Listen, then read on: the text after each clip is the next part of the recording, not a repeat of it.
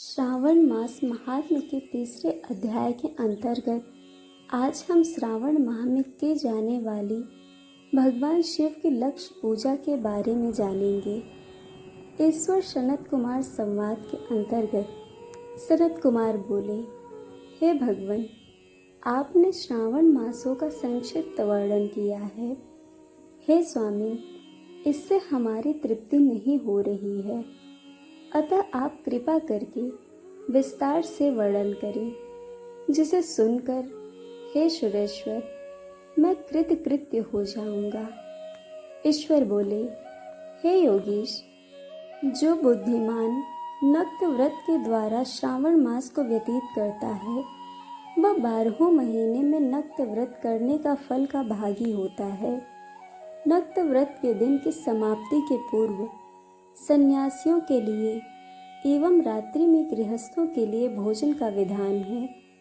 उसमें सूर्यास्त के बाद की 3 घड़ियों को छोड़कर नक्त भोजन का समय होता है। सूर्य के अस्त होने के पश्चात 3 घड़ी संध्या काल होता है। संध्या वेला में आहार, मैथुन, निद्रा और चौथा स्वाध्याय, इन चारों कर्मों का त्याग कर देना चाहिए। गृहस्थ और यति के भेद से उनकी व्यवस्था के विषय में मुझसे सुनिए। सूर्य के मंद पड़ जाने पर जब अपनी छाया अपने शरीर से 2 गुनी हो जाए, उस समय के भोजन को यति के लिए नक्त भोजन कहा गया है।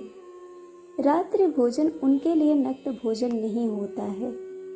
तारों के दृष्टिगत होने पर विद्वानों ने गृहस्थ के लिए नक्त कहा है। यति के लिए दिन के 8वें भाग के शेष रहने पर भोजन का विधान है। उसके लिए रात्रि में भोजन का निषेध किया गया है। गृहस्थ को चाहिए कि वह विधि पूर्वक रात्रि में नक्त भोजन करे और यति, विधवा तथा विधुर व्यक्ति सूर्य के रहते नक्त व्रत करे। विधुर व्यक्ति यदि पुत्रवान हो तब उसे भी रात्रि में ही नक्त व्रत करना चाहिए। अनाश्रमी हो अथवा आश्रमी हो अथवा पत्नी रहित हो अथवा पुत्रवान हो, उन्हें रात्रि में नक्त व्रत करना चाहिए। इस प्रकार बुद्धिमान मनुष्य को अपने अधिकार के अनुसार नक्त व्रत करना चाहिए। इस मास में नक्त व्रत करने वाला व्यक्ति परम गति प्राप्त करता है। मैं प्रातःकाल स्नान करूंगा, ब्रह्मचर्य व्रत का पालन करूंगा, नक्त भोजन करूंगा, पृथ्वी पर सोऊंगा और सभी प्राणियों पर दया करूंगा। हे देव, इस व्रत को प्रारंभ करने पर यदि मैं मर जाऊं तो हे जगतपते, आपकी कृपा से मेरा व्रत पूर्ण हो। ऐसा संकल्प करके बुद्धिमान व्यक्ति को श्रावण मास में प्रतिदिन नक्त व्रत करना चाहिए। इस प्रकार नक्त व्रत करने वाला मुझे अत्यंत प्रिय होता है। ब्राह्मण के द्वारा अथवा स्वयं ही अतिरुद्र, महारुद्र अथवा रुद्र मंत्र से महीने भर प्रतिदिन अभिषेक करना चाहिए। हे वत्स, मैं उस व्यक्ति पर प्रसन्न हो जाता हूँ क्योंकि मैं जलधारा से अत्यंत प्रीति रखने वाला हूँ, अथवा रुद्र मंत्र के द्वारा मेरे लिए अत्यंत प्रीतिकर होम प्रतिदिन करना चाहिए। अपने लिए जो भी भोज्य पदार्थ अथवा सुखोपभोग की वस्तु अति प्रिय हो, संकल्प करके उन्हें श्रेष्ठ ब्राह्मण को प्रदान करके स्वयं महीने भर उन पदार्थों का त्याग कर देना चाहिए। हे मुनि, अब इसके बाद उत्तम लक्ष्य पूजा विधि को सुनिए।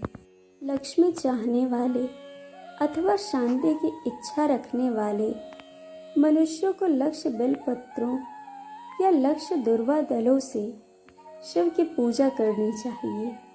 आयु की कामना करने वाले को चंपा के लक्ष्य पुष्पों तथा विद्या चाहने वाले व्यक्ति को मल्लिका या चमेली के लक्ष्य पुष्पों से श्री हरि की पूजा करनी चाहिए। शिव तथा विष्णु की प्रसन्नता तुलसी के दलों से सिद्ध होती है। पुत्र की कामना करने वाले को कटेरी के दलों से शिव तथा विष्णु का पूजन करना चाहिए। बुरे स्वप्न की शांति के लिए धान्य से पूजन करना प्रशस्त होता है। देव के समक्ष निर्मित किए गए रंगवल्ले आदि से विभिन्न रंगों से रचित पद्म, स्वास्तिक और चक्र आदि से प्रभु की पूजा करनी चाहिए। इस प्रकार सभी मनोरथों की सिद्धि के लिए सभी प्रकार के पुष्पों से यदि मनुष्य लक्ष्य पूजा करे तो शिव जी प्रसन्न होंगे। तत्पश्चात उद्यापन करना चाहिए, मंडप निर्माण करना चाहिए और मंडप के त्रिभाग परिमाण में वेदिका बनानी चाहिए। तदंतर पुण्याह वाचन कर आचार्य का वरण करना चाहिए और उस मंडप में प्रविष्ट होकर गीत तथा वाद्य के शब्दों और तीव्र वेद ध्वनि से रात्रि में जागरण करना चाहिए।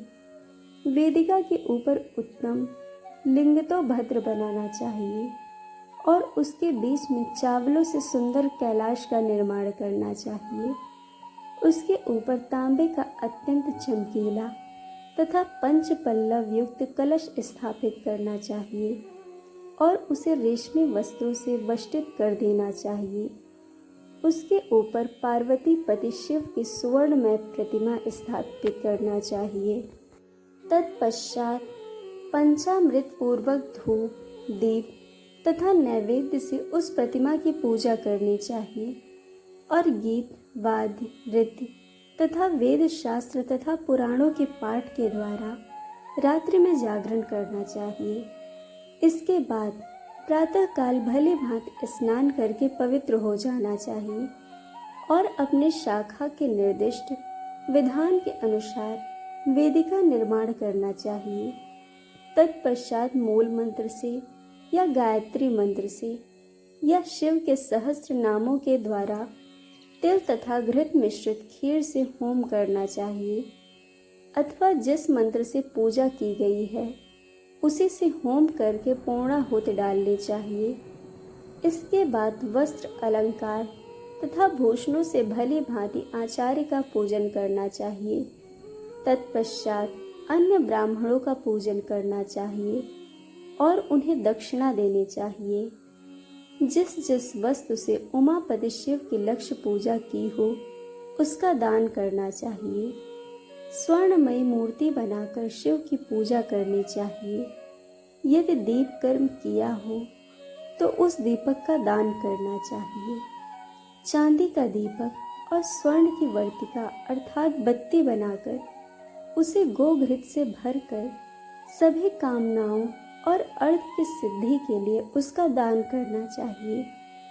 इसके बाद प्रभु से क्षमा प्रार्थना करनी चाहिए और अंत में 100 ब्राह्मणों को भोजन कराना चाहिए। हे मुनि, जो व्यक्ति इस प्रकार पूजा करता है मैं उस पर प्रसन्न होता हूँ। उसमें भी जो श्रावण मास में पूजा करता है उसका अनंत फल मिलता है। यदि अपने लिए अत्यंत प्रिय कोई वस्तु मुझे अर्पण करने के विचार से इस माह में कोई त्यागता है तो अब उसका फल सुनिए। इस लोक में तथा परलोक में उसके प्राप्ति लाख गुना अधिक होती है। सकाम करने से अभिलाषित सिद्ध होती है और निष्काम करने से परम गति मिलती है। इस मास में रुद्राभिषेक करने वाला मनुष्य उसके पाठ की अक्षर संख्या से एक एक अक्षर के लिए करोड़ करोड़ वर्षों तक रुद्रलोक में प्रतिष्ठा प्राप्त करता है। पंचामृत का अभिषेक करने से मनुष्य अमृत प्राप्त करता है। इस मास में जो मनुष्य भूमि पर शयन करता है उसका फल भी मुझसे सुनिए। हे द्विजश्रेष्ठ, वह मनुष्य 9 प्रकार के रत्नों से जड़ी हुई सुंदर वस्त्र से आच्छादित, बिछे हुए कोमल गद्दे से सुशोभित, देश तकियों से युक्त, रम्य स्त्रियों से विभूषित, रत्न निर्मित दीपों से मंडित तथा अत्यंत मृदु और गरुणाकार प्रवाल मणि निर्मित अथवा हाथी दांत की बनी हुई अथवा चंदन की बनी हुई उत्तम तथा शुभ शैया प्राप्त करता है। इस मास में ब्रह्मचर्य पालन करने से वीर्य की दृढ़ पुष्टि होती है।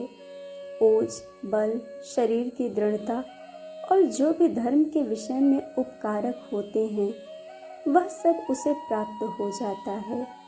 निष्काम ब्रह्मचर्य व्रति को साक्षात ब्रह्म प्राप्त होती है और सकाम को स्वर्ग तथा सुंदर देवांगनाओं की प्राप्ति होती है। इस मास में दिन रात अथवा केवल दिन में अथवा भोजन के समय मौन व्रत धारण करने वाला भी महान वक्ता हो जाता है। व्रत के अंत में घंटा और पुस्तक का दान करना चाहिए। मौन व्रत के महात्म्य से मनुष्य सभी शास्त्रों में कुशल तथा वेद वेदांग में पारंगत हो जाता है तथा बुद्धि में बृहस्पति के समान हो जाता है। मौन धारण करने वाले का किसी से कलह नहीं होता, अतः मौन व्रत अत्यंत उत्कृष्ट है। इस प्रकार श्री स्कंद पुराण के अंतर्गत ईश्वर सनत कुमार संवाद में श्रावण मास महात्म्य में नक्त व्रत, लक्ष्य पूजा, भूमि शयन, मौन आदि व्रत कथन नामक तीसरा अध्याय पूर्ण हुआ। इस कथा का चतुर्थ भाग आप सब अगले दिन सुनेंगे। दोस्तों, आपको कथा कैसी लगी या हमें कमेंट करके ज़रूर बताइएगा और चैनल को सब्सक्राइब, वीडियो को लाइक शेयर करना बिल्कुल मत भूलिएगा। वीडियो देखने के लिए आप सभी का बहुत बहुत धन्यवाद।